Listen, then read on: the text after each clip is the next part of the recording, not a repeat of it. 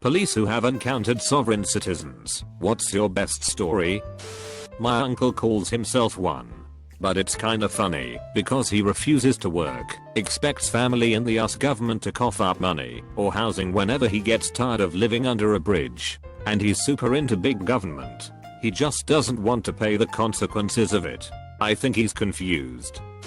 Prosecutor, not a cop, but I have seen a couple of these idiots in court. One guy insisted on representing himself despite the judge's constant pleas that he accept a public defender. He submitted documents to the court that were signed with his thumbprint in his own blood. Literally cannot make this up.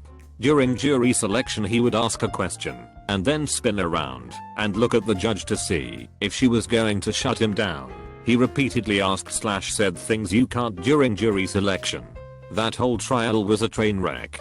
He testified in his own defense and said he wasn't born in New York like his birth certificate said, but instead in Northwest Africa. So I at least gave him props for getting the direction right if we are including New York as part of Africa. He was on trial for a suspended license and weed, so this was also much ado about nothing. He got convicted. The second one I saw started out way more reasonable.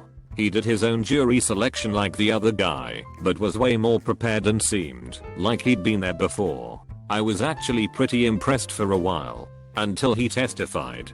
So since he was representing himself, he didn't have an attorney to ask him questions when he testified like usual. In these situations, typically the person just gives a monologue about their side of the story. Not this guy. He stood at the podium, asked a question, then walked to the witness stand, sat down, and answered it. Then he got up, went back to the podium, asked a question, rinse, lather, repeat. He seemed fairly normal, if a little deluded until that happened, and then we realized he was full on crazy, just better at hiding it. He also got convicted for a suspended license and having a concealed weapon. He carried a huge hunting knife on himself at all times. Lawyer here. I once faced off against one in court. He asked the master of the courts to override the Supreme Court of Canada. When the master wouldn't do that, our Freeman tried to convince him to disbar me, saying that I'm not really an attorney. This was quite funny because in Canada we don't call lawyers attorneys. He later filed an affidavit claiming that he was a former client of mine and thus I was acting in conflict of interest. Crazy. I've been very lucky, knock on wood, to not have had to deal with many. I'm currently being sued by a sovereign citizen through an unrecognized as legitimate court, but so is every other person in the 100+ department, so I'm not just real concerned about it. He just decided to sue everybody. Cause it works like that, I guess. Even cops like me, who have never even seen him, or knew who he was. The only other time I dealt with one was a very mild interaction in comparison to the ones you see on YouTube. I pulled a guy over for either expired tag or no tag. Can't remember now. I was like a first year rookie. He was very odd throughout the whole thing. Didn't have his license on him. Used some alternate word like convey in place of driving. Like we were conveying to the store. Classic sign of sovereign citizen. When I asked him for his birthday he said, I don't know. So of course I'm like WTF. Yes you do. What is it? He goes, all I know is what I've been told. What? I can't remember anything about the day I was born. All I know is what people have told me. I thought about it for a second and was kind of amused lol. I was thinking, well shit. What if my mom has been lying to me this whole time about what day I was born on? She totally could have pulled it off. I wouldn't have known any different lol. It's not like that old worn out birth certificate from the 80s is the most reputable looking document anyway. Joking, of course. Though I'll never know for sure.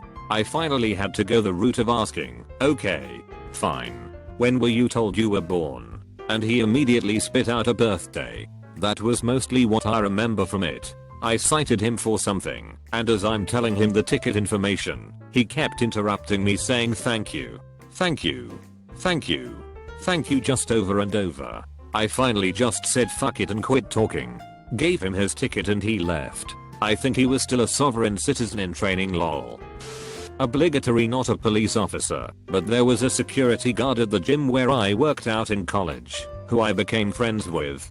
She told me that her grandmother, who was easily over 100 years old, was a sovereign citizen. Her best story was the time she decided to bring grandma with her to the DMV so she could get a new license. She left grandma in the waiting room and went up to the counter, only to smell faint smoke a few minutes later. She turns around and sees her grandmother, this tiny gnarled black woman who was maybe 90 pounds, soaking wet, fucking toking up in the middle of the DMV. A small crowd has formed around her in shock. When the cops show up, she tries to pull the sovereign citizen shtick on them, which doesn't work. The cops, who aren't sure what to do with a pothead so old that she'd probably die on the way to the station, just kick her and the security guard out. Security guard didn't get a license. Another time, the guard decides she's going to go out clubbing, and Granny demands that she comes with. While they're out, the guard loses sight of grandma and searches frantically for her in this dark, loud bar. Eventually, she encounters a guy who says that Granny and his friend went to the motel across the street. The security guard tracks them down and finds out her grandma is soliciting this 20-year-old guy for sex and offers to pay him $100 and weed in the lobby of the motel. The motel owner calls the cops, who show up completely bewildered at the situation. Again, no arrests are made. The security guard just takes grandma home. Yeah. I'm in the UK and have encountered some in my job in mortgages. I'm in the complaints department. We regularly get letters from customers stating obtuse sailing laws from the 18th century that mean that the UK loan system is illegal. Also, we get given a bit of paper that states this document is a bill of pound XXXXX. You have to legally take this to clear my mortgage. No we don't. We get claims that without providing signed original paperwork, which we don't hold, it's all electronic, the mortgage is invalid. The list goes on. They call themselves Bob of the Family Smith. I just sigh when I see the letters now. One of my friends considers himself a sovereign citizen. I usually zone out when he's explaining some old maritime law or whatever that makes him exempt from everything he doesn't like. Honestly, nothing's really different between him and my other friends except for the fact that he's got a rap sheet like 3 pages long full of simple trespassing and stuff because you can't own land, man, or whatever the hell. I'm not police, but I work in local government and we have a few of these people. One in particular routinely sends certified letters stating that the US Constitution does not require her to be a part of the US, and that local government can therefore not require her to pay taxes or anything. She routinely sends subpoenas for people to appear in her court to answer for violations of things. The really creepy part is she also puts a thumbprint in blood as her signature. I work drug interdiction on a major interstate in the southeast and deal with these delusional people much more often than I care to. One story in particular is a young man out of Tennessee that my partner stopped, and I arrived to find him refusing to exit his car. My partner is much more patient than I and is trying to reason with the guy, explaining that despite his ambitious arguments that we have no jurisdiction or authority over him, if he doesn't comply and produce identification, that he will be arrested. He eventually agrees to step out of the car and I take him off the shoulder of the road and begin to talk with him as my partner starts running checks and doing his enforcement action.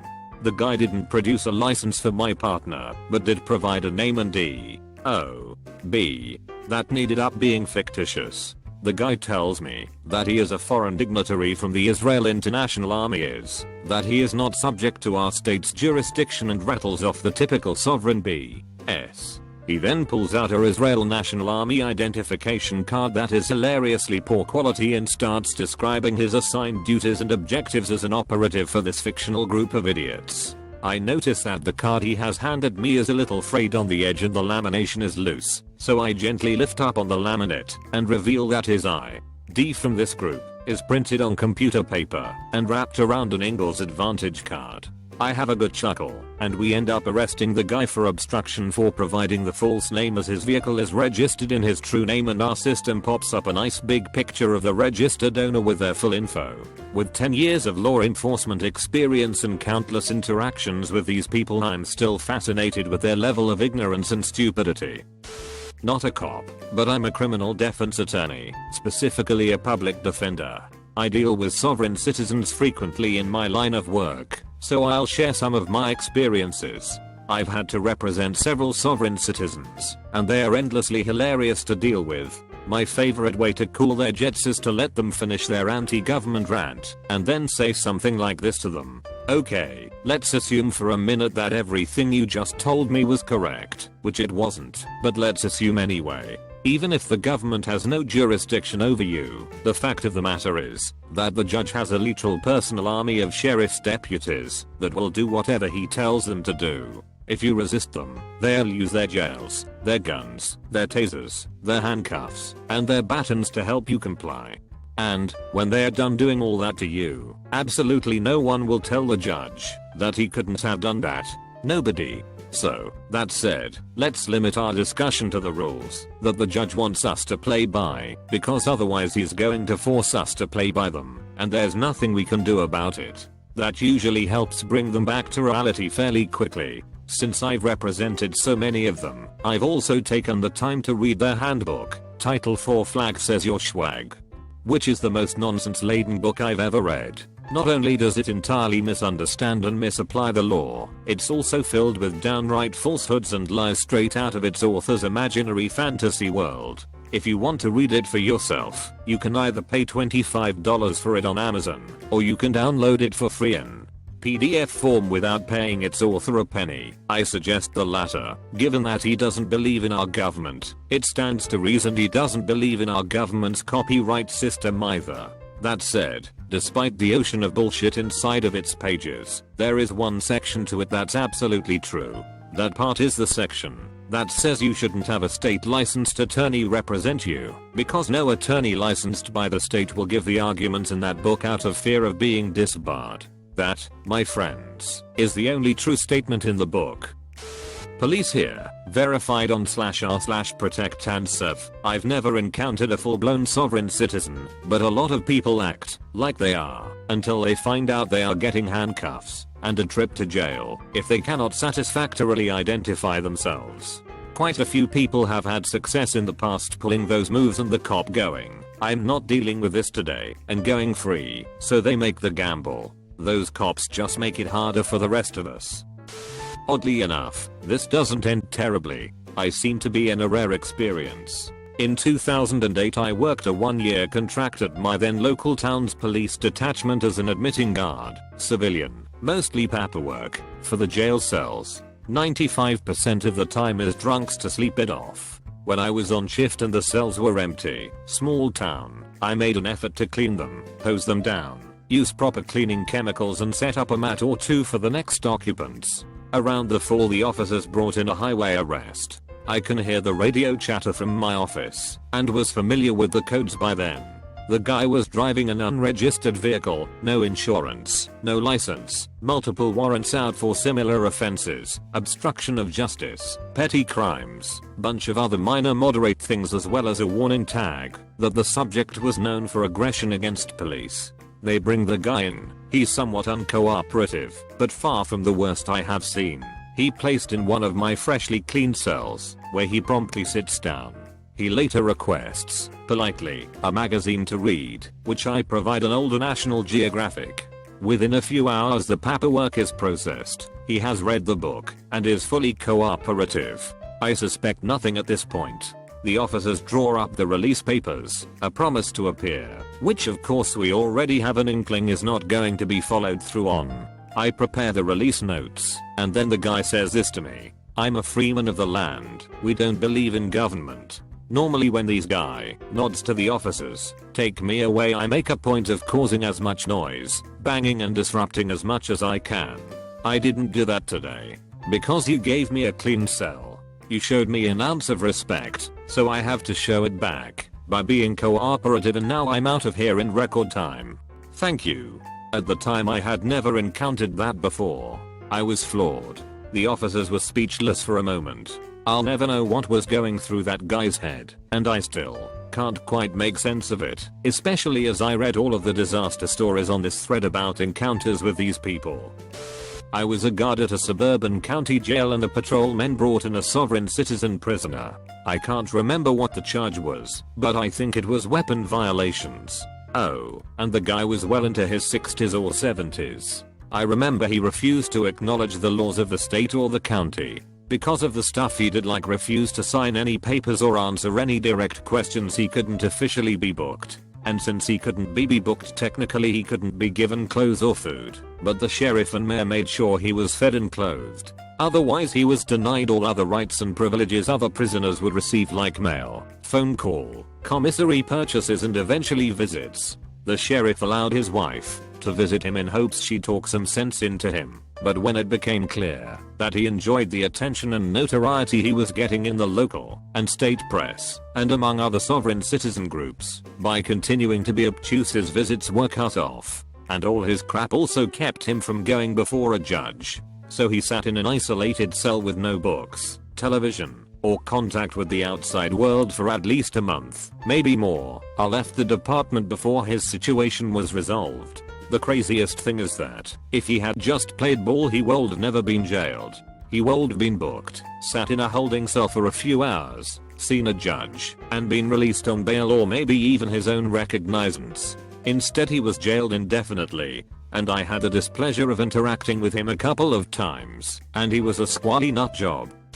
After the economic crisis that shook the U.S. in 2008, newspapers and TV reported that squatters/thugs calling themselves sovereign citizens would break into vacant rentals, properties for sale, and especially foreclosed houses. They moved in and claimed ownership. Once discovered and reported to the police, it was a challenge to catch everyone involved, and the properties were often damaged extensively. I despise the banking industry and stock market, but I do feel bad for the individual homeowner affected.